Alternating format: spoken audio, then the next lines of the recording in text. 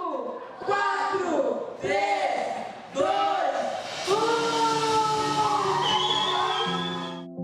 1. Fala galera, estamos aí nós de novo para abençoar a tua vida com mais um Celeb Goi Online, né? Que você possa neste momento desfrutar de tudo aquilo que Deus tem preparado para a tua vida, e eu tenho certeza que Ele vai falar muito ao teu coração. Mas Deus também não quer somente falar ao teu coração, Ele também quer falar ao coração de milhares e muitas pessoas a qual você conhece. Então, compartilhe essa mensagem com muitas pessoas aí do teu convívio, muitos amigos que você conheça, porque através de você, através dessa oportunidade que Deus está te dando, você vai abençoar também muitas vidas com uma palavra poderosa de Deus. Então, prepara o teu coração, aperta o cinto que vem muito de Deus sobre a tua vida aí nesta hora. E aí, gente, tudo certo, tudo beleza? Então nós estamos aqui para mais um culto dos jovens, certo? Para mais um momento para a gente aprender da palavra de Deus e para que Ele esteja em nossas vidas, que é que a gente possa aprender e continuar a nossa vida com os ensinamentos de Cristo e que a gente possa cada dia mais estar mais parecido com Ele. Hoje o texto que nós vamos ver é um texto bem interessante sobre Jesus acalmando uma tempestade. Antes de nós lermos esse texto, eu gostaria de dar uma curiosidade. Naquela época, no Antigo Testamento, mexer com a natureza, milagres que existiam com a natureza, eles eram algo para o povo como algo divino, que só deuses poderiam mexer. E aqui Jesus faz um milagre com a natureza. Na vida de Jesus nós vemos bastante curas, expulsar demônios, mas aqui é um milagre que Jesus não usa pessoas, não expulsa demônios, mas sim Ele usa a natureza mostrando o seu poder e mostrando a sua divindade para os seus discípulos. Agora nós vamos ler o texto que é em Marcos capítulo 4, do verso 35 em diante. Está escrito o seguinte: E naquele dia, sendo já tarde, disse-lhes: Passemos para o outro lado. E eles, deixando a multidão, o levaram consigo, assim como estava no barco. E havia também com ele outros barquinhos. E levantou-se grande temporal de vento, e subiam as ondas por cima do barco, de maneira que já se enchia. E ele estava na popa, dormindo sobre uma almofada. E despertaram-no, dizendo: Mestre, não se te dá que pereçamos? E ele, despertando, repreendeu o vento e disse: Cala-te, aquieta-te. E o vento se aquietou, e houve grande bonança. E disse-lhes: Por que estáis tão temerosos? Como não tendes fé? E sentiram um grande temor, e diziam uns aos outros: Mas quem é esse que até o vento e o mar lhe obedecem? Então é sobre essa passagem que eu quero meditar com você, sobre Jesus acalmando a tempestade, sobre o poder que Ele tem e também sobre a falta de fé que os discípulos tiveram. E fazer uma pergunta já, se é essa falta de fé que às vezes nós podemos ter. Então, no verso 37, nós podemos ver que estava se formando, os discípulos estavam numa enorme tempestade. O lago onde eles estavam tinha 19 quilômetros de comprimento por 10 quilômetros de largura, com 200 metros de profundidade. Obviamente, seria impossível escapar a nado, a pessoa num naufrágio, naquela circunstância, provavelmente iria morrer. Na Bíblia, nós temos várias questões sobre náufragos e naufrágios. Nós temos a história de Paulo, e também nós temos a história de Jonas. Então, naquela época, podia ser algo habitual, podia ser algo que acontecia sempre. Bom, a maioria dos discípulos de Jesus, eles eram pescadores. Existiam muitas histórias. Se nós formos ler os evangelhos, nós podemos perceber que eles acreditavam até em fantasmas quando viram Jesus caminhando em cima da água. Do que dirá sobre histórias de pessoas que naufragaram e morreram. Então, os discípulos, eles estavam no barco, numa situação de náufrago. Eles podem, por exemplo, pensar: pô, já era pra gente, acabou, boa sorte, é só isso, não tem mais jeito, né, acabou. Então, eles poderiam estar tipo: pá, cara, um dia eu vi o meu tio falando sobre isso, que viraram o barco numa tempestade igual a essa, morreu, acabou todo mundo, já era. E eles podem pensar: pô, acabou pra gente, vamos morrer. A gente vai ver que estava dizendo que água entrava no barco, que tinha água entrando no barco. Quando eu era menor, eu via bastante desenho, né? Eu gostava de ver desenho. E nos desenhos, às vezes, quando o personagem estava no barco e entrava água no barco, isso ali já era sinônimo dizendo que o barco iria afundar. Então eles estavam tendo uma situação que eles já eram a vida deles. E eles estavam muito desesperados, né? Tipo, pô, situação de vida ou morte. Mas existia uma diferença naquele barco. Não era o barco em si, mas quem estava no barco que tornava a situação diferente. Quem estava no barco era Jesus. E Jesus estava no barco de uma forma bem peculiar, numa situação de vida ou morte, certo? Por quê? Porque Jesus, ele estava dormindo no barco. Imagina só, a gente quando dorme, pelo menos eu vou dizer por mim, quando eu quero dormir, eu durmo num ambiente tranquilo, num ambiente calmo, e num ambiente que, pô, vou sentir uma pazinha e tirar um cochilo, às vezes um dezinho, né? Esse esquema. Mas Jesus conseguiu dormir numa tempestade, numa situação de vida ou morte.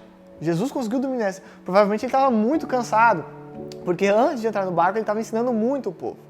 Mas imagina só, numa situação de vida ou morte, será que a gente conseguiria dormir?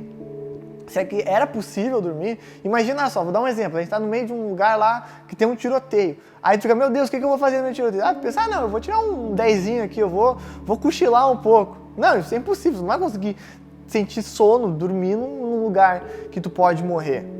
Mas Jesus estava dormindo, certo? E os discípulos apavorados chegam perante Jesus, Jesus estava na popa, na parte de trás do barco, sentado numa almofada, e fala, Jesus, acorda. Eles falam, mestre, cara, tu quer que a gente morra? Tu tá dormindo aí, a gente vai morrer, né? Jesus, então, ele acorda, saiu do sono. Ele só fala duas palavras. Fala assim, ó, te aquieta, te acalma. No mesmo instante, pô, cessou o vento, o mar cessou, e os caras ficaram apavorados. Tipo, meu Deus do céu, quem é esse cara que fez isso? Só que depois disso, Jesus foi falar com eles.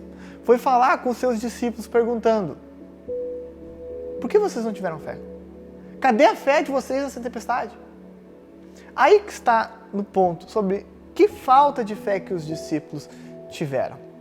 Se a gente for parar para pensar, muitas vezes a gente pode pensar, não, os discípulos não tiveram fé porque se eles tivessem fé, eles iriam andar no mar, eles iriam andar nos ventos e o vento ia cessar. Mas eu quero levar para um outro lado, por um outro ponto de vista da falta de fé que os discípulos tiveram. A falta de fé que eles tiveram era a falta que crer em Jesus, de que se Jesus está no barco, nenhuma tempestade irá acabar com eles. Nenhuma tempestade iria destruir, nenhuma tempestade iria matar eles, porque Jesus estava no barco. Não é uma situação que a fé dos discípulos fez eles quererem parar a tempestade, mas sim foi a falta de fé deles crerem que se Jesus está com ele, há salvação, há livramento. Pois se eles crescem em Jesus, eles estariam de boa, estariam tranquilos, falaram, gente, vamos deixar o mestre dormindo, vamos deixar aqui, vamos dormir junto, vamos estar junto, porque se ele está no barco, nada vai acontecer. Não é a fé tipo, que eu posso controlar a tempestade, eu vou mandar no mar. Não. Mas é a fé dizendo o seguinte, se Deus está no barco, nada de ruim vai acontecer conosco. E é isso com a nossa vida. A gente pode ver que, a gente pode assemelhar que o barco é a nossa vida. Que nós passamos e pelejamos por vários lugares, por vários mares. E nós passamos por tempestades, nós vamos passar por problemas, nós vamos passar por dificuldade, nós vamos passar por momentos que a gente vai achar que é de vida ou morte. Mas quando nós cremos em Cristo, nós sabemos que não há problema nenhum se Ele está no nosso barco. Porque o que acontece? A gente pode pensar, não, Deus vai me abençoar para eu ir lá solucionar o problema. Para eu ir fazer aquilo e eu conseguir. Deus vai me dar aquilo porque eu posso fazer aquilo. Vocês estão vendo que essa fala está muito centralizada em mim? Está muito centralizada no eu? Que Deus me dá a ferramenta, mas é eu que uso ela para vencer. E a vitória vai ser minha. Na verdade, não é assim. Deus está no barco. Eu tenho problemas. Eu enfrento tempestade. Porém, é a Ele que eu vou chamar. É Ele dizendo assim, ó, eu tenho problema, eu tenho dificuldade, mas nada disso me abala, porque Cristo está no meu barco, porque Cristo está na minha vida. E é a Ele que eu vou recolher. Eu vou deixar os meus problemas, eu vou deixar as minhas dificuldades nele e vou me regozijar nele. Porque é Ele que está no barco, Ele que vai controlar a minha vida, Ele que vai me guiar por esse mar. Eu posso passar pelo vale da sombra da morte, mas não temerei mal nenhum, porque o Senhor está comigo. E o cajado e o seu bordão me guiam e me consolam. É essa a história da nossa vida. É esse o caminho, é esse o segredo que nós devemos trilhar no Senhor. Não é simplesmente eu posso, eu vou, mas é no Senhor, é em Cristo, é em Deus, é com a ajuda dEle, é somente nele que eu posso ir mais adiante, é só nele que eu posso ir mais ao fundo. Então nós devemos colocar as nossas preocupações, os nossos problemas nele. E isso que mostra a nossa fé. É a fé que vai mostrar no que eu coloco o meu coração em Deus. Aonde eu estou colocando o meu coração? Aonde eu estou colocando as respostas para as minhas dificuldades? Aonde eu estou colocando as respostas nos meus problemas? Aonde eu estou colocando as respostas no meio da minha tempestade? É confiar nele. Saber que aquilo que eu passo, a tempestade que eu passo, não se compara à vida eterna que eu terei com ele, que eu terei com Deus.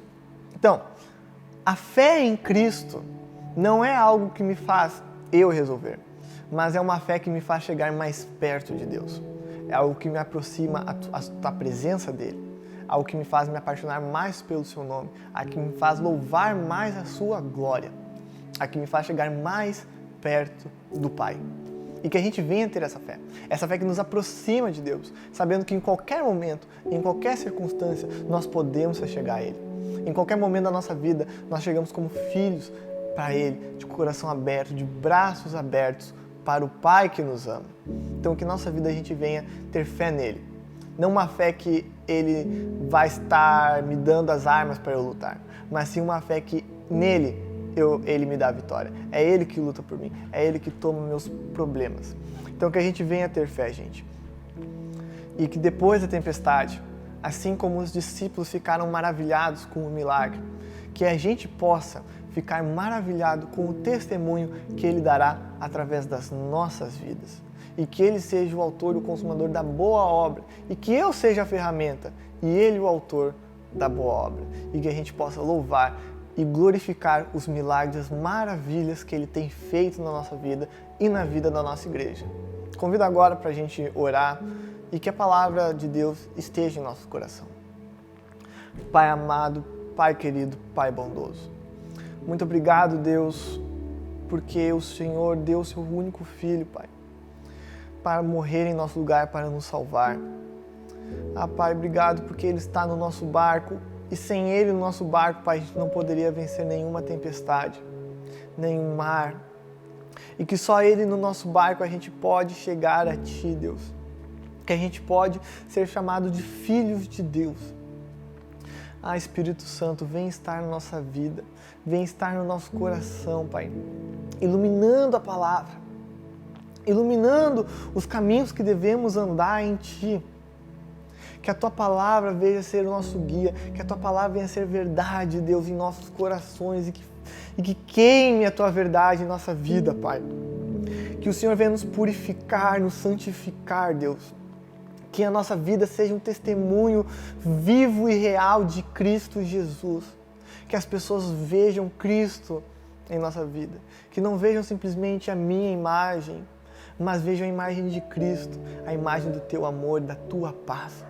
Que o Senhor venha abençoar cada família, cada pessoa, cada jovem que está escutando essa mensagem, Deus. Que o Senhor venha estar na vida de cada um, abençoando e guardando e livrando do mal. Em nome de Jesus, amém. Obrigado, gente. Valeu e até a próxima. Feito!